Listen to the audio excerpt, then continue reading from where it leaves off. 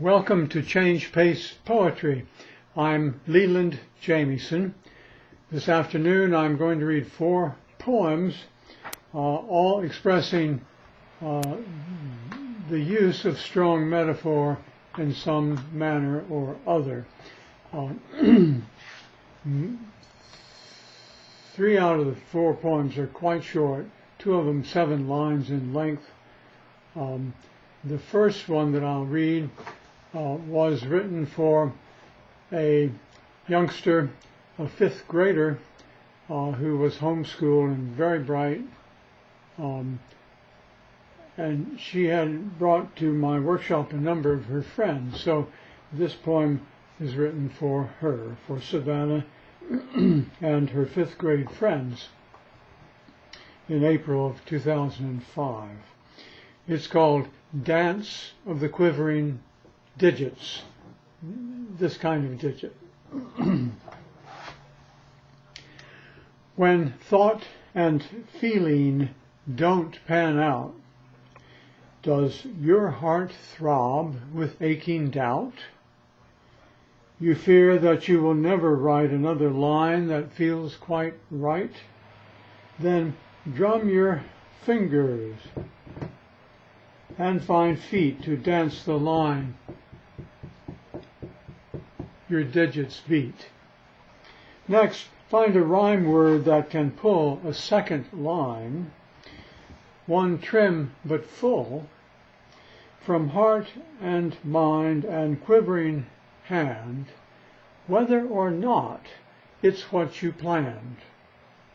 When once you've got 2 lines that dance, across your lips quick smiles will prance. Where do these 2 lines want to go? How step aside and let them flow? If you rely on feet and rhyme, they'll find you more lines every time. Say yes to their uncanny smarts, well known for warming poets' hearts. They'll often lead you to express a thought or feeling with finesse you did not know you had in you until the rhyme pulled it in view. Thus, you may open inner eyes to see what's true for you. Surprise. The next poem is a very short one, 7 lines. It's called Formal Poet as a Whittler. The whittler is what I call a constituting metaphor because it's in the title and it's the central core of the poem and of understanding the meaning of the poem. Here it is. Formal Poet as a Whittler. The poet grips a block of oak and chips at it with chiming blade by feel, for rhymes it may evoke. The lyric heft in hand is weighed for spirit's shapely escapade, for fragrant lines that guide the eye and ear and voice to sing thereby. This one is called Graying Catbird Singing. Pinch me. Within a week I'll be a septuagenarian, and though I've still got much esprit to spend for goalposts not yet won, the young folks hold that I am done. They put me in the checkout line and couldn't care what I opine. What I opine, if it's from left skull's brain, myself I couldn't care. Of left I'd hardly feel bereft. It's right brain's gifts I hope to dare to bring to sunshine, open air, amazement's mother tongue may wing and felt intelligence may sing.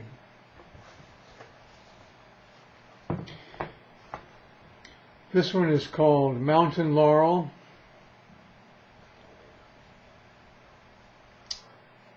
Within our laurel's blooms I spy by chance 2 catbirds, improvising ear to ear, as each upon the other's art descants. I stand in awe of how the 2 cohere. Aware of me, perhaps, they flush and clear the laurel, soaring to our neighbor's orchard, and leave the scrawny poet in me tortured.